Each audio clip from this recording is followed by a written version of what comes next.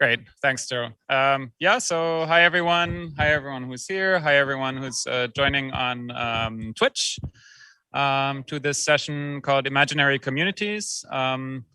We're here with two designers who created really interesting online experiences that were happening also a little bit leading up to the festival and in parallel. There's Alex Brown with us. Hey, Alex. And Doug Wilson. Hi, Doug. Alex and Doug, where are you guys located right now? I'm zooming in from Oslo. From Oslo, okay. And Doug, where are you? I'm in Melbourne, Australia. Okay, wow, great. Thank you so much for joining us. We're gonna split the session in half, so we'll take like maybe 20 minutes to talk about Alex's game, and then 20 minutes to talk about factions, and then maybe also spend some time for questions from the audience, both on Twitch and in here. And also we'll have players with us from each of the games. So Tom, who's sitting right next to me here, was one of the players who was physically at the festival, but also playing factions. So I think we have all the configurations of where you can be and what you can play covered over here. Great. So yeah, let's start with Alex and your game. It could be you. Alex, maybe you can start by just talking a little bit about your background and kind of how you got involved in Nordic LARP specifically. Also, maybe some of the people here don't really know at all what Nordic LARP is. Maybe a quick intro would be useful, probably. Yeah, absolutely. So I'm originally from the UK, from Yorkshire, and I moved to Oslo a year ago.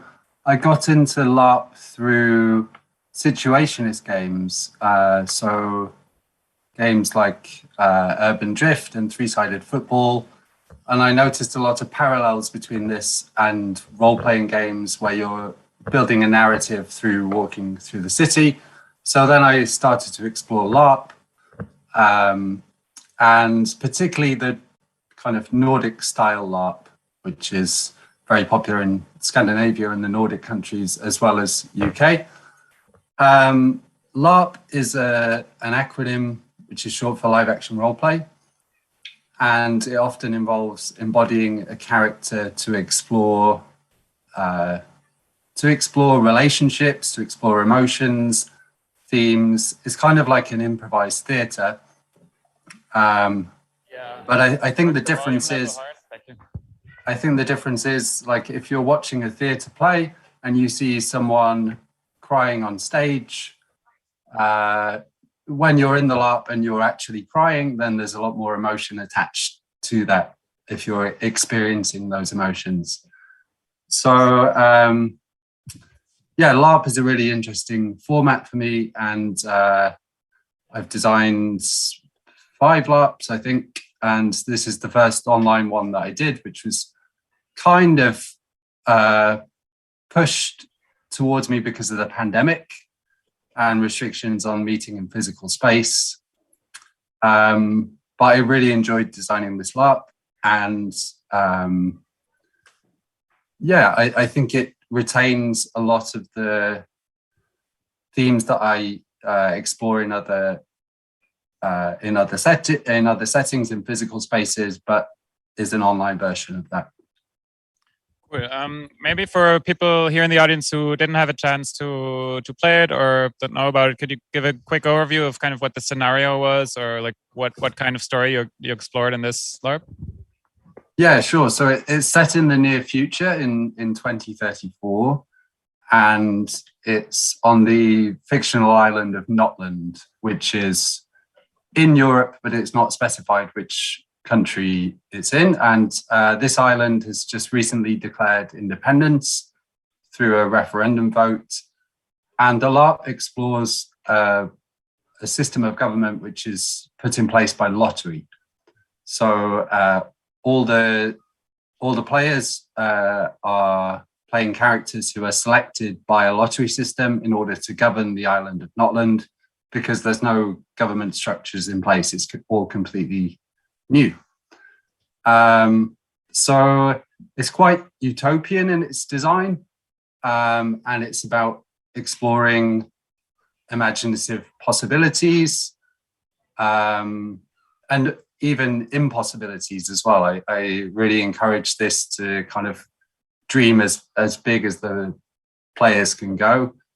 I think it's got an intention to challenge democratic structures in the way that they exist at the moment, and try and experience for the players like some sort of form of direct democracy. So they're actually making the decisions as the government with no real expertise in these areas, but because they're given the alibi, they're given the permission to do it, then it somehow like it seems to fit, and this becomes like a lot easier with this permission. Cool. Thank you for giving us that overview. Maybe we can talk a little bit with Götze. I hope I'm pronouncing your name correctly. Yeah, Hi. it's close enough. Great. Where are you calling it from? From Turkey at the Great. moment. Super. And have you played LARPs before joining this? Yeah, I have been actually playing LARPs since 10 years, I think. Wow. Okay. Great. I mean, I played in different settings. This type of setting was new to me as well. But yeah, I know. So how was the experience for you? Maybe you can just describe a little bit how it was from player perspective. Like what did you actually do? Oh, of course. Well, it was very nice. It was very fun to play with. Well, first of all, LARPing is actually very fun to begin with. But first we made the island, like the setting. We made it ourselves. We designed the island and the resources and even the weather. And then we designed our characters. So I played as a scientist, for example, from the south of the island. And we had a fisherman, we had a owner of the very big hotel. And then we were, in the setting, we were chosen to be the governors. Like we were chosen to be the governor. And then we talked with each other, with the council. And then we have to give 2 of the suggestions on what we want to do, what we want to change in the island setting. And then we voted on it. And it was like a basic, direct, democratical section. And it was very fun to play with. I think the thing about utopias is like, before you play it, you don't realize how easy it is, actually, how possible it is sometimes. And it was very nice to see the possibilities. Cool. So I have a question maybe for both you and Alex also. If you're kind of imagining this utopian setting together, how do you limit your imagination? Like, how do you prevent just everything good happening instantly, basically? I'm happy to answer that one.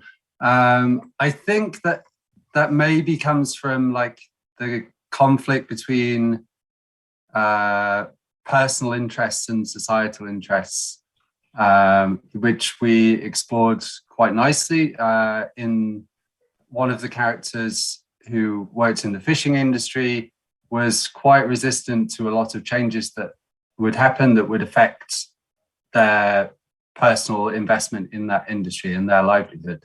So that conflict was something that we had to negotiate as a group, and did feel democratic, like we were listening to each other, hearing each other's perspectives. And in addition, there's kind of external challenges as well. So we had a news feed of what was happening on the island, what was being reported about in the press.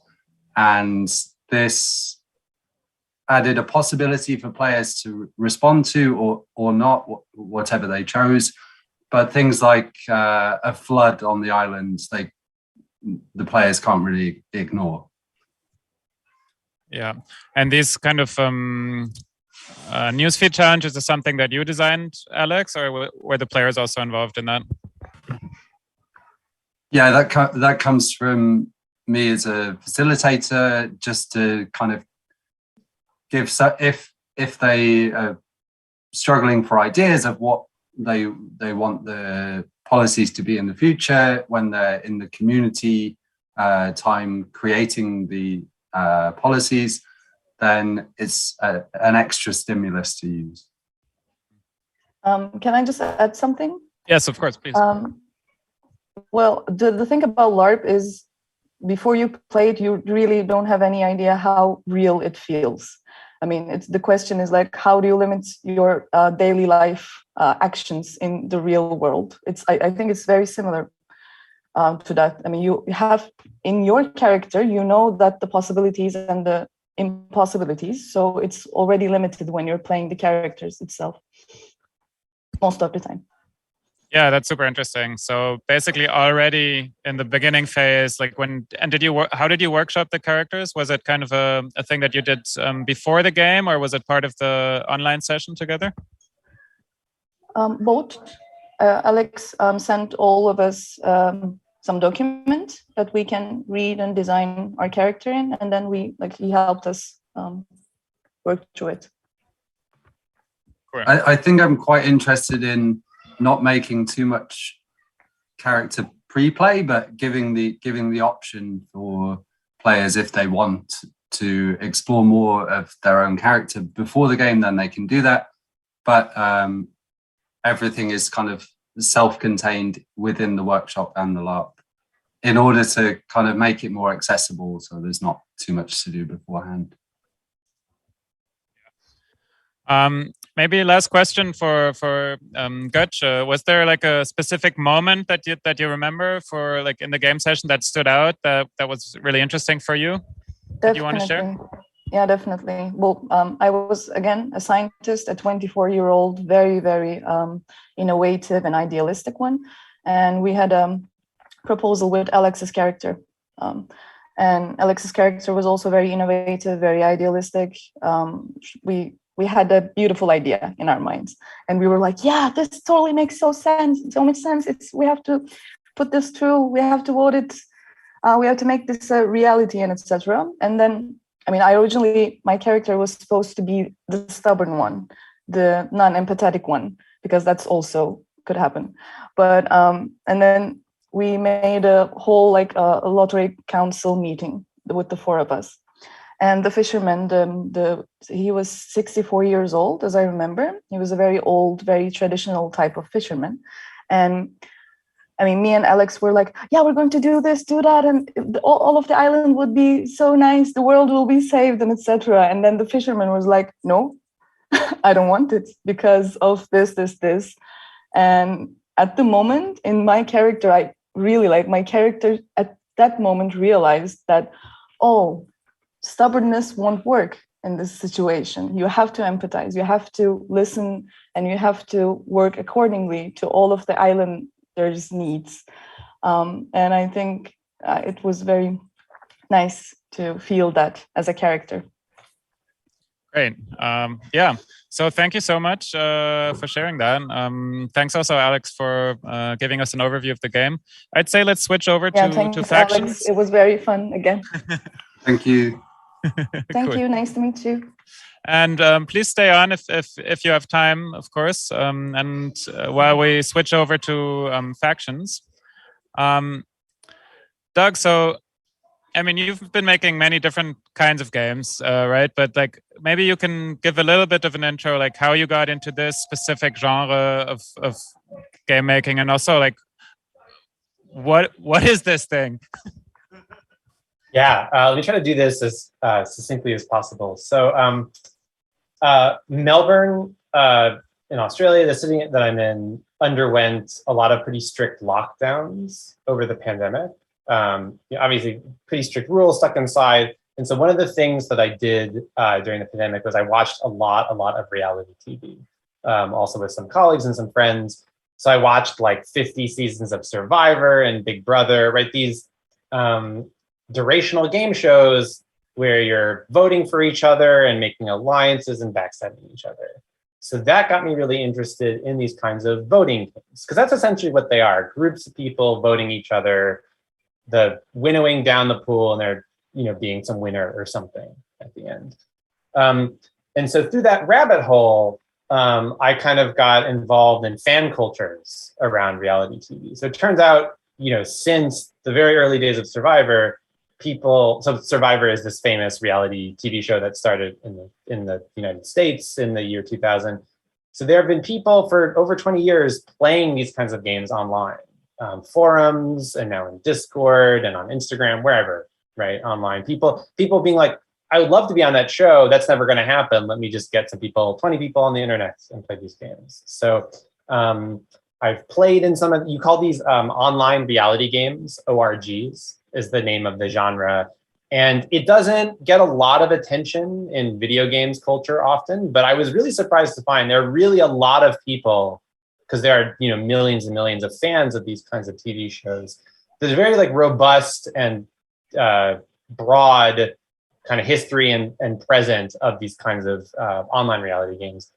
And then under lockdown, me and some local friends in Melbourne started making and then playing some of these games within our own friend groups. So I really enjoyed doing that. And when I saw that the theme of Now Play This was democracy, and I'm a big fan of Now Play This, I was like, I should, in fact, it was a couple of factions players that encouraged me, hey, you should submit your game. It's a voting game. This is like exploring voting as a game mechanic and negotiation. So over the past week, so over about 6 days, with people in different time zones, and not just London, but we had in Australia and the United States and Canada. We had 12 people via Discord, the online kind of chat and voice platform, playing this, essentially their own little 6-day reality TV show. So this is the 4th season that I've run. And so I had new twists and new rules. And the idea of this game, which I call Factions, is that instead of it being every person for themselves, so most reality TV shows have one winner. This is a game where you're in small teams. And in fact, it's not a fully zero-sum game. It's possible for multiple teams to win at the end, even though you're still voting each other out. So that very, very loosely, that's kind of the history, and that's kind of what it is. So we just finished this game a couple hours ago. Amazing. Yeah. Thanks for this overview. Let's maybe immediately bring some player perspectives in, because it's easier for people to understand from that. So Tom, who's sitting next to me, how was your journey into this? What were you thinking at the beginning, and how was your experience? I think we shared a lot of experiences in the player group. One of them being that I don't know. Oh, it was turned off. Yeah. There we go. Hello. I'll start over. Yeah. Also, can you guys hear me? Yeah. Okay. So I'll speak like this, so you can hear me and you can hear me. All right. Cool. So hi, I'm Tom. I played in Factions. My journey into it was, I don't know, I signed up because I thought it sounded fun. And then I found that I had a completely new obsession that took over my life for 3 24-hour cycles plus some. So it started Monday early afternoon, right afternoon, London time. It was 1 o'clock, I think. At that point, I was at home in Sweden, and I was trying to do my job, which is teach game design. So it just turned into me talking to my students about this stupid game that I was playing, and asking them, what do you guys think? Can I trust this and this person? So I will admit I did a bit of that. I got voted off Thursday, right before I was gonna go catch my flight from Copenhagen to go here, which I'm kind of happy about. I messed up. I could have stayed, but I'm really glad I got my passport, got all the important documents, because nothing was really in my head except this game for 3 days. Which is to say, I highly recommend it. But what were you thinking about? Well, I was thinking about how to present myself, right? I was thinking about what kind of play is it time to do, right? So I think of it as it's really hard when it's like a fluid social game. So what we did was we had like public channels where people can chat. Everybody can read it if you're on the same island. And then we had one-on-one channels exclusively for us. And you could just like lie your face off in the one-on-one channels and then say something different publicly. And it's hard to say like that any specific action is like one discrete play, but I did like, I did try to make something happen day one, and I said the wrong name, and then I just had to do damage control for the rest of it. Like I wanted to point a finger at one player, I mistakenly pointed it at another player, and then used like a special power I had to make sure no one could like look into the identity of this player so that they would look shady or weird. Maybe let's hear from some of the other players who are with us on the Zoom. I think it's super interesting just to get these. Like, was it also as obsessive and emotionally draining as for Tom? No, I think that's just Tom that had that experience. I had a really calm week. I didn't dream about Discord at all. No, I thought that this was going to be like, checking on Discord a couple of times a day. No, like, my brain just completely got whooped. And it completely hecked over every other conversation I was having with anybody in my life, because every email I was sending to people about work or text I was sending to friends, I was like, wait, what can I tell them so that they know that I'm telling the truth? And are they lying? And are they trying to backstab me and be like, Marie, no, it's fine. This is just messaging your mom about looking after your dog. But that was my experience too. Yeah, absolutely agree with Marie. It was all about like, what you also had to almost keep track of. All right, what did I tell this person? What haven't I told this person yet? Should I hold that information for later on, or should I tell it now to get them to trust me? And I think right at the start, you're also trying to figure out who's on your team, because you don't know. You know that you potentially have a teammate somewhere, but you're not sure who they are. And yeah, lots of thinking all the time. I was actually the player that Tom silenced.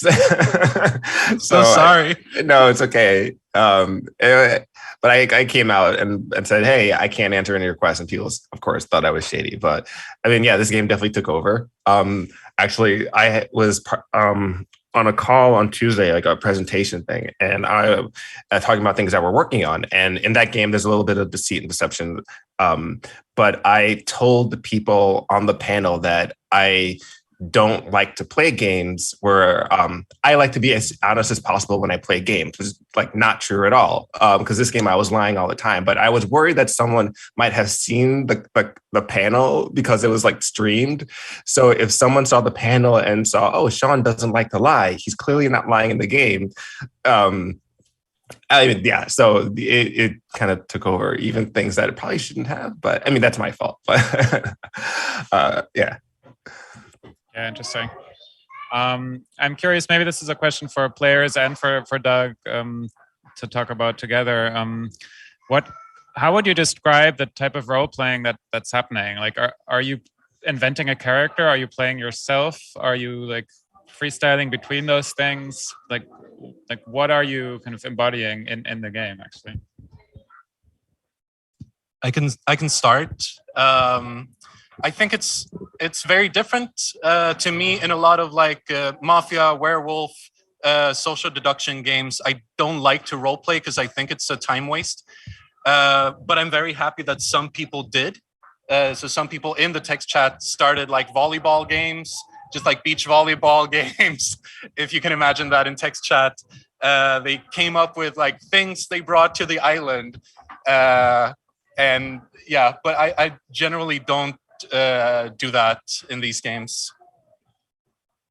You've got a strange mix of contestants who I think for the ones that are here, none of us were really, I played, I think what was sort of like a relatively honest game, and I went in as myself. On the first day, so on the two islands, there was somebody who was the real Columbo who did a really great job of capturing perfectly sort of Columbo as a detective. And there was Ted Danson, who never got a chance to sadly say that much. I think we're all very smart people, so we sort of quite quickly deduced that we were not actually in a Discord server with Ted Danson or with the fictional detective, the real Columbo. But I'm curious to know what their experience was like. In the sake of the island, like that didn't, I don't know if that's worked in other games, Doug, with people having sort of fake identities or roles, but it didn't play out that well in this, because I think for a game where you're fundamentally trying to understand what solid ground you can stand on, having two people that you just kind of know out the bat, that you just, there's nothing really to hold on to from them, that it's kind of hard to form an alliance with that. But I'm curious to know what their experiences are. But for me, I sort of was half playing sort of the idea that we're on the island, but also at some points as well everyone just naturally just gravitates towards the fact that it's a desert island. We'll all have a beautiful time with coconuts. I'm like, what if this is the Outer Hebrides and we're in Scotland and it's really blooming cold and windy? Like, you're all out in hammocks. What if I'm wrapped up warm by the fire somewhere? But yeah. I think that is true. So to Marie's points, these games, and this is true in ORGs online and in these real TV shows, basically any excuse you can latch on to get somebody out, you'll take. And so in a game that's fundamentally about trying to build trust with different people, if you're not sure, like, I don't even know who you are because you're now role playing, like, and they're trying to maybe be humorous or kind of like cut the tension, which is great. But this game becomes so instrumentalized and very competitive very quickly. So you might just say, listen, we have no idea who this person is. They're role playing as some celebrity. That becomes a very quick excuse. So the people who were very explicitly role playing celebrities or fictional characters seem to have been voted out first, I think partly for that reason. But then the only thing, and I'd be curious, but Meg and Sean and the rest have to think, it depends on also how we define role play. Because for me, when I'm playing these, I'm not usually role playing as a celebrity, but I'm like role playing as myself. Like, you become a really weird, like one-dimensional or extreme version of yourself, especially as you make up lies to people. So it's kind of tricky. I mean, maybe that's true of all play, but there is a particular flavor where I'm like, I'm becoming a weird version of myself. Is that kind of this role play? How did the rest of you go? Do you know what? That's really interesting that, like, somewhere after Sean got voted off and I felt really guilty. And my text messages to Arknim and to everybody else suddenly got really rambly.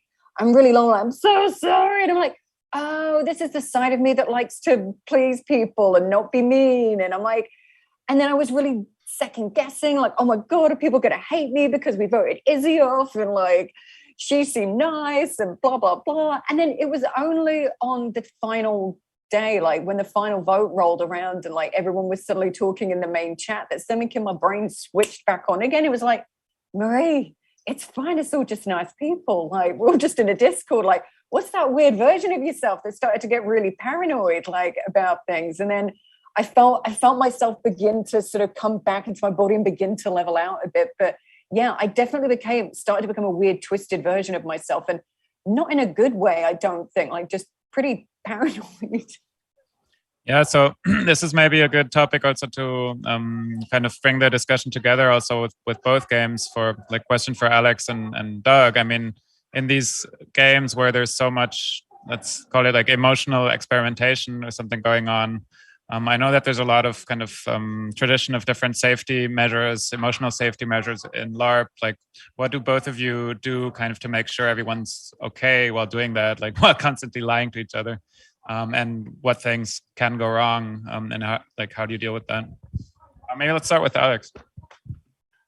Yeah, I think in Nordic LARP, this is a very, very common theme, and one of the priorities of Nordic LARP is safety, so that people can immerse themselves and have a meaningful experience without that affecting who they are as a player, which sometimes happens because that's natural. If you experience lots of emotions as a character, then you start to feel them as a player as well.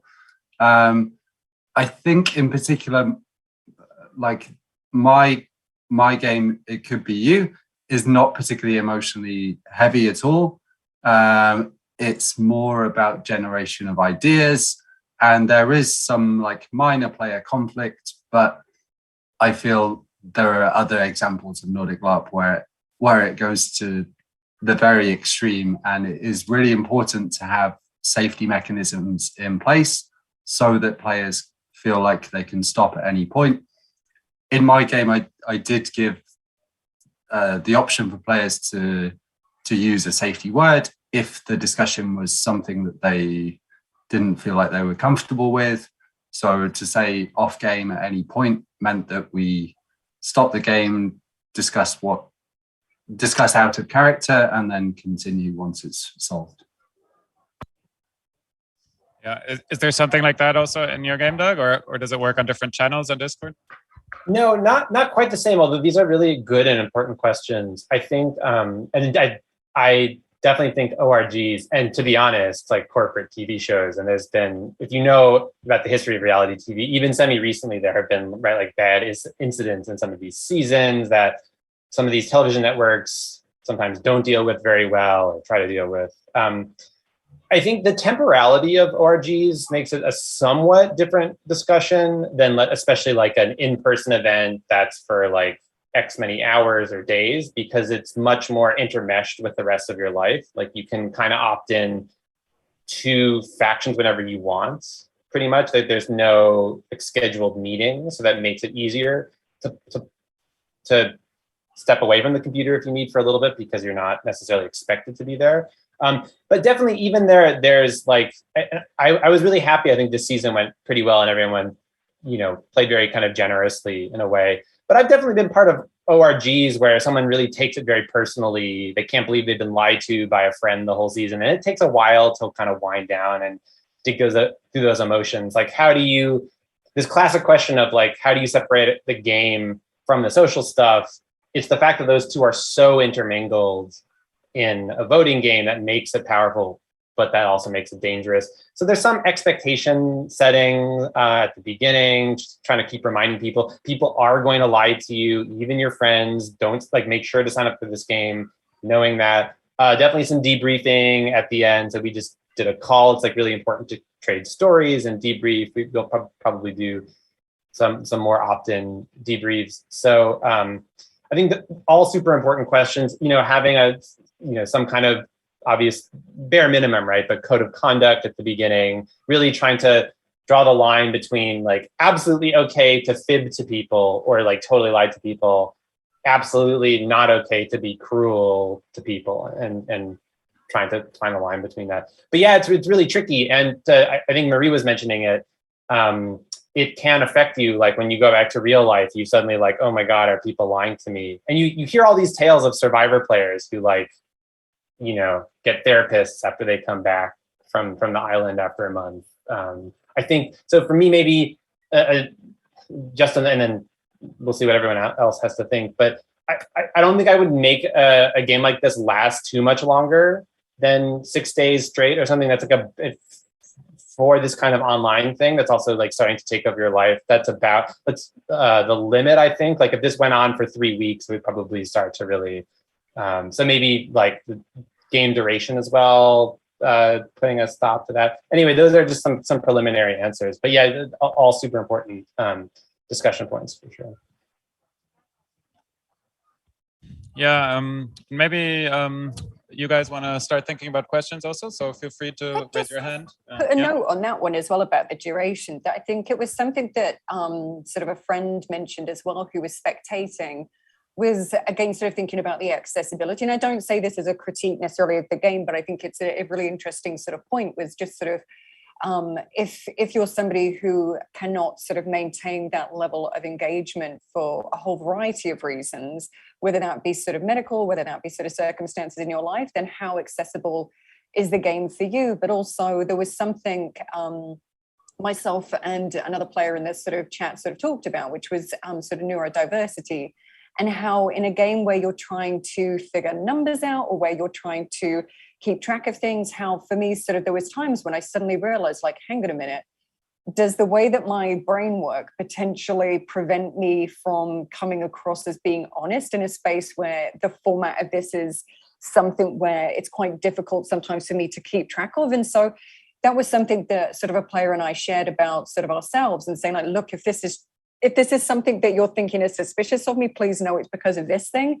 And obviously in a game such as this, and the way that it was set out by Doug and this sort of culture and community of players, it was true that nobody's using that sort of like as some horrible sort of like, oh yeah, well, this is a way of lying to them by telling them that I have this. And so there was one about sort of that concept of accessibility with regards to duration and sort of time sort of gapping things so that these games can be sort of open to other players. But also for me, there is something there around formats and sort of neurodiversity with how the way that you could come across in sort of text chats might potentially impact the way that you come across or things that you can or can't keep track of in sort of certain situations in certain games. And just to respond to that really quick, because I think it's really important for Marie to bring that up. This season was strange. I've never run it 24/7 before. And that's partly to box that in. So typically what we do, because in our lockdown, it was only people in Australia. So we could assume we would all be awake at the same time. So what we did, it'd be like 3.5 hours each day or something. And not that you had to be there all 3.5 hours, but it was very boxed in that you weren't, I mean, maybe you would think about it all day, but you weren't, like the Discord would kind of be closed to you outside those other hours. Now, that no longer works when you want to take people from all different time zones. So you trade another kind of approachability maybe for a different kind of approachability that has its own problems. I haven't fully figured that out. Most orgs that I've played tend to be 24/7.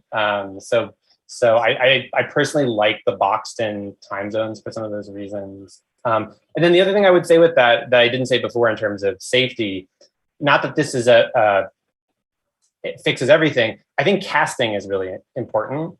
And one of the things I think you learn watching reality TV is casting itself is a form of game design, right? Like we tend to think of like, oh, the game exists as an object here, and now we just plug different players into it who get different experiences out of the same static object. But what I really like about these tailored durational games, it's like, wait, no one season of this, even if it had the same rules, is the same. Like the people you cast to play this particular game is its own game. And so like that like really much blurrier boundary between game and player, I think is really important to consider. Like what kind of play community are we creating, and what kind of expectations? So yeah. And that's also, I think, something that ties together like both play styles, I guess, like LARPing and ORGs, in that really the players co-create really strongly and are really co-responsible for the experience of everyone who's in that space. Yep. And another thing that I wanted to mention maybe before we open up is it's also kind of two forms of really strongly self-organized and completely independent player communities, which is very interesting to me. Like also in a sense that just communities organizing these games for themselves and for their own pleasure and exploration without any kind of commercial interest, without maybe artistic interest or something like that. It's just kind of people running their own events. In LARP, obviously a little bit longer than in ORGs, but I guess that's a question to Doug and Alex. Like how do you see yourselves in these kind of wider communities, like around LARPing and around ORGs? Like how much do you participate in that culture, or I can come in on that. The Nordic LARP culture is a very, very strong, close-knit network of people who share very, very emotional experiences together, so therefore are going to have a natural bond together outside of the LARP. It is really tight and close-knit, and sometimes one criticism would be that it's slightly insular as well. And in the same way that you described, it is just for the benefit of the community rather than reaching out to new players. I genuinely prefer to play with people who haven't done LARP before, to to show them this experience and to show them that it's not scary. So I do enjoy working with players who have not done it before. I think the one thing that I would add here, so I'm part of my job is I co-run a commercial video game design studio based out of Copenhagen. And it's been a real refreshing kind of change of pace for me to play and make ORGs over the last few years. And I mean, of course I knew this rationally, but it's another thing to spend a lot of time thinking about. There's certain kind of things that traditional commercial video games cannot do and never will be able to do. Like even just the assumption, should the game be distributable, right? Like an ORG like Factions is not, that could never be distributed in the same way. There's a huge amount of like manual labor that goes into it. It requires new twists every season. It requires a certain amount of people. And yet that experience is like very novel and very valuable in another way, right? And so I just, so blown away by the amount of incredible game design innovation and labor and effort that there's so many ORGs happening at any one time by whole teams of volunteers running these deeply sophisticated, complicated games, using digital technology in a slightly different way, right? So just, not that that means commercial games are like bad or something, but like just really, there are so many ways that we can play with and around technology. And just kind of like waking up to like how sometimes I think limited, at least my own understanding of digital play has been. So that's, I don't know, I just feel like I've like opened my eyes to this whole kind of community and incredible tradition that I didn't know about. So yeah, very, very grateful for that. Great, thank you. So do we have audience questions? Yes.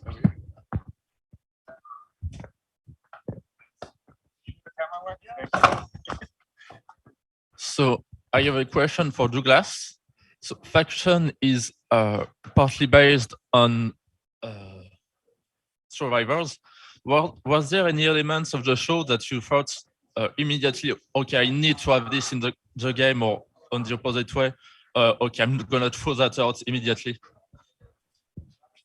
Yeah, thanks for the question. I don't want to maybe rant on too long.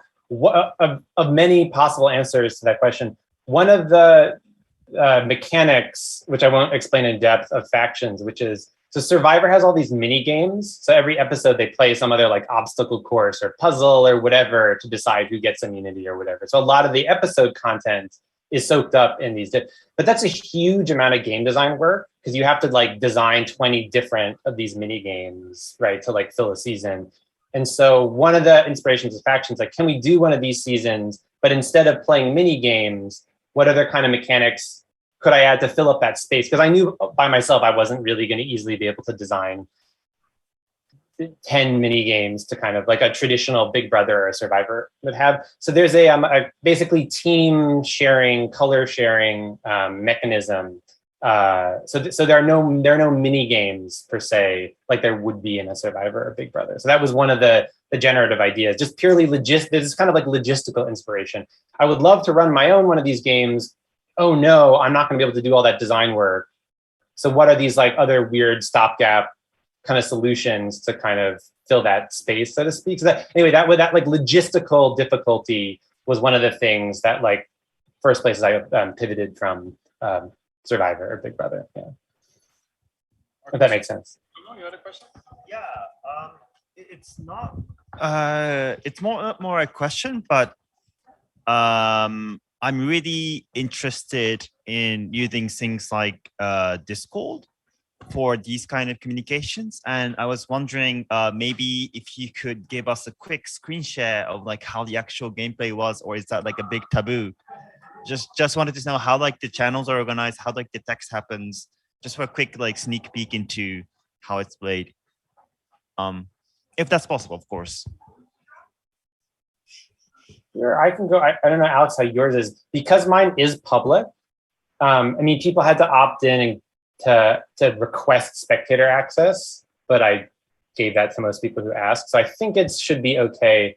I'm not spoiling anything in confidence since this was a publicly spectatable season. I would hesitate if it was some of the earlier seasons I ran just for friends. But let me, this one I think is because it was people, it was the invite to the Discord server was tweeted. So strangers or the public could come view it. So let me try to share my screen. Can we actually join and spectate now, or is it too late to do spectate what's happening?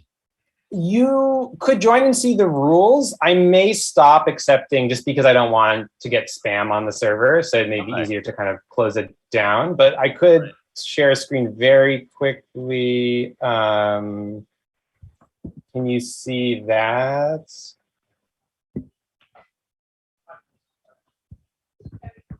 You see Discord now or no? Not yet. Oh yeah, we could There we see go. some. So it took me a while to really get across it. There's a lot of like getting across Discord permission. So people join the server, they opt in, they get a member permission, and then based on what contestant they are, or if they're a spectator, they're able to see different channels. So for example, there's spectator only channels where we're discussing the game, or you can see all the secret rules, or there were different islands where the contestants were separated into, and then there were some confessional channels, and there's private 1v1 channels. So one of the rules is no direct messaging, so that we can see the spectators and me as the GM can see all the communication on the server. When I play with my local crew, we use voice channels, although people didn't really do that this season, so that's fine. But they're also given if they want to do voice or video channels. So I don't know if that partly answers your question, but yeah, it becomes, and when you chart out all the 1v1 combinations, there's like over 50 channels. So by the end, there are just like 100 channels of different 1v1 conversations, and then some like read-only channels with rules and chats for the people on this island and chats for the spectators. And then I try to keep stuff like a channel of my own design reflections in case people want to see it during or after the game, or controversial rules calls that I have to make during the game. I keep a special channel to kind of document that for me and the spectators. So yeah, basically just a million different text channels with different permissions based on the person. Does that kind of make sense? And yeah, I don't know, Alex, if yours is similar or not. I'll stop sharing. Mine is a lot smaller in comparison. It's an absolutely huge Discord server. Mine is one workshop voice channel, one like lottery council voice channel where this is like the government channel, and then regional channels for people to discuss in their community about what policies they want to bring forward.